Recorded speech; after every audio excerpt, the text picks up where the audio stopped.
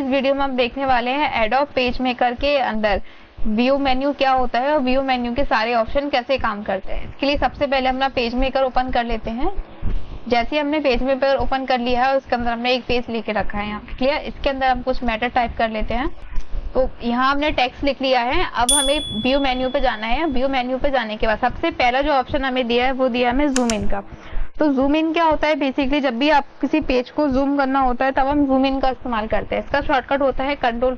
जैसे हम जूम इन पे क्लिक करेंगे तो आप देख सकते हैं हमारे डॉक्यूमेंट जो था वो जूम इन होने लगा। जितनी बार हम क्लिक करेंगे उतना पेज हमारा यहाँ पे जूम इन होता जाएगा।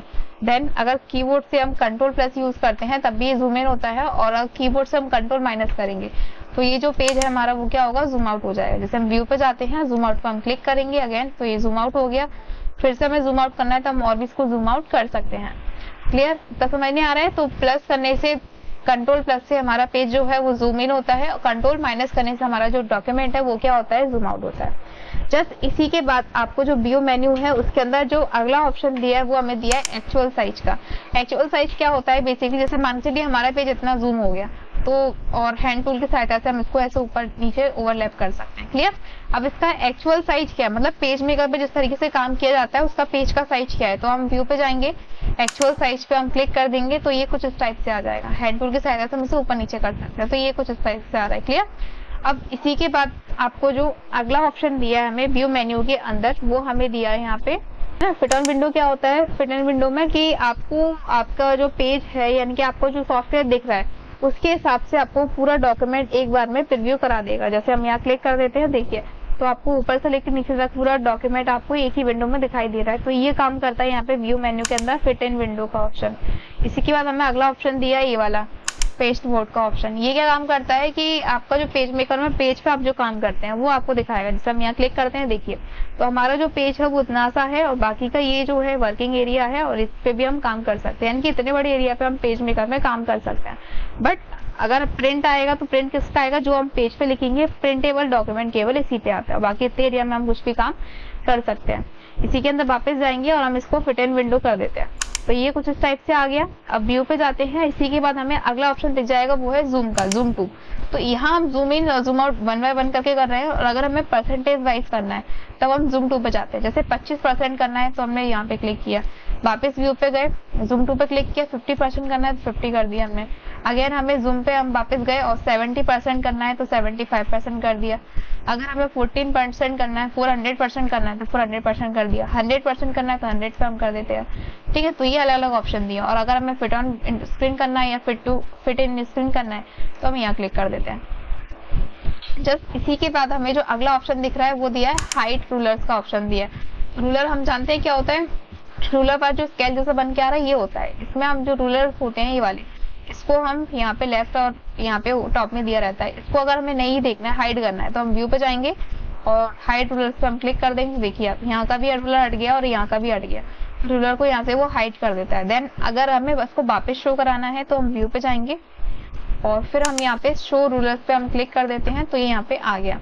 इसी के बाद हमें व्यू ऑप्शन में दिख रहा है स्नैप रूलर्स। ये क्या काम करता है तो उसको भी हम समझते हैं। यहाँ पे हम इसको ट्रैक करते हैं। जैसे रूलर के हमने क्या किया, यहाँ पे गाइडलाइंस ले ली। क्लियर, एक गाइडलाइन ले ली हमने, यहाँ पे एक गाइडलाइंस हमने यहाँ पे और ले ली। एक हमने कुछ यहाँ टाइप से इसको ड्रॉ कर लिया, एक साथ और ले लेते हैं हम। तो ये हमने इतने सारे बना लिए। अब वापस हम व्यू पे जाते हैं, गाइड्स का ऑप्शन दिया हुआ है। जो गाइड्स हमने बनाए रूलर के थ्रू उसको हम हाइड कर सकते हैं। तो हाइड पे जैसे हम यहाँ क्लिक करेंगे तो यहाँ जैसे हमने क्लिक किया तो देखिए हमारे पास जो रूलर्स बने थे वो क्या होगा, यहाँ से गाइडलाइन बनी थी वो क्या हो गई, यहाँ से हट गई हैं।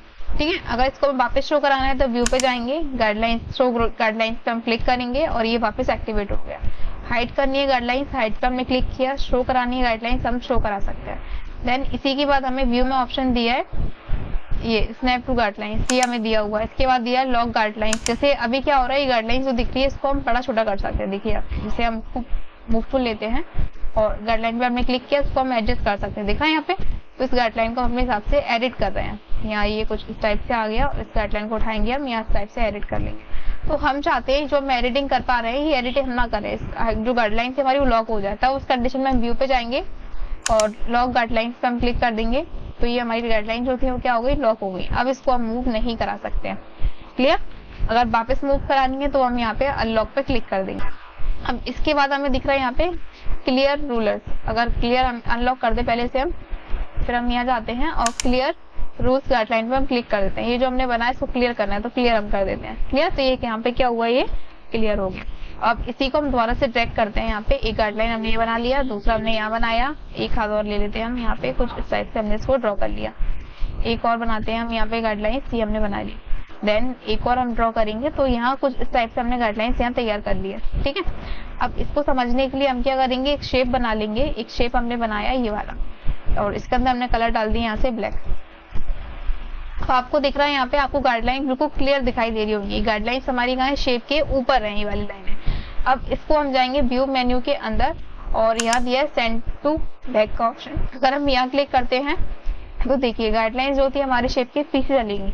अगर हम वापस व्यू पे जाएंगे और विंग टू फ्रंट का ऑप्शन आ रहा है तो हम फ्रंट पे कर देंगे तो गाइडलाइन इसके ऊपर आ गई। यानी कि गाइडलाइंस को हम शेप के आगे और पीछे हम यहाँ पे कर सकते हैं। इसके बाद हमें अगला ऑप्शन दिया है व्यू में, वो दिया है हमें यहाँ पे स्क्रॉल हाइड करने का, हाइड स्क्रॉलर बार। स्क्रॉलर बार क्या होता है, ये जो आपको दिख रहा है पेज को यहाँ से हम ऊपर और नीचे स्नैप करा सकते हैं, ऊपर नीचे हम इसको स्क्रॉल करा सकते हैं। इसी को हम क्या बोलते हैं, यहाँ पे स्क्रॉल बार बोलते हैं। अगर इसको हमें हाइड करना है तो व्यू पे जाएंगे, हाइड पे हम क्लिक कर देंगे तो ये यहाँ से हाइड हो गया। अगर हमें वापस लेके आना है तो व्यू पे हम जाएंगे और शो स्क्रॉल बार पे हम क्लिक कर देंगे तो वापस आ जाएगा।